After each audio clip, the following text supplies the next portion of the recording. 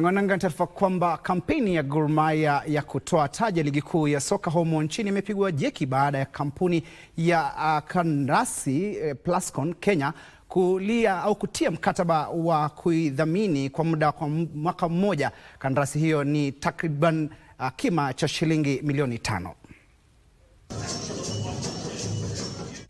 Miamba wa ligi kuu ya soka ya FKF Gor Mahia wataingia katika mkondo wa pili wa msimu huu wa ligi kuu na motisha wa kutoa tena taji ya ligi kuu baada ya kupokea udhamini kutoka kwa kampuni ya Kansai Plascon Kenya.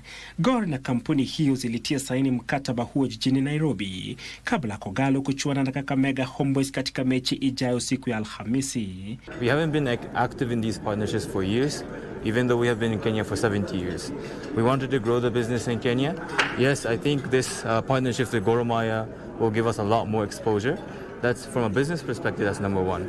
But I think as a corporate entity that's operating in Kenya, we also need to figure out other ways to give back to the community, to the society. We're already giving back through our paint businesses. We provide very good paint and the service is top-notch. But other than that, we need, as a corporate entity, we need to figure out what we can do, what we can contribute to the Kenyan community. Timu hiyo inashikilia nafasi ya 3 ligini kwa alama 20, alama moja nyuma mabingwa watetezi na vinara wa sasa Kenya Police wanaoongoza na waliokuwa mabingwa Tusker FC wanaoshikilia nafasi ya 2. We were second in the last season.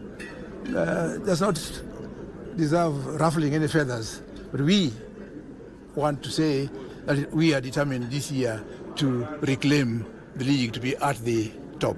Udhamini huo ni motisha kwa Kogalo ambao hawajashinda mechi hata moja katika mechi 3 za mwisho walizocheza, huku ushindi wao wa mwisho ukijiri majuma 4 yaliyopita dhidi ya Tusker FC.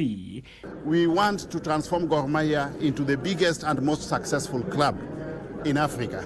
And to do this, we are going to work with all relevant stakeholders, prospective sponsors inclusive, so that we build a strong team that is able to compete with the best in Africa.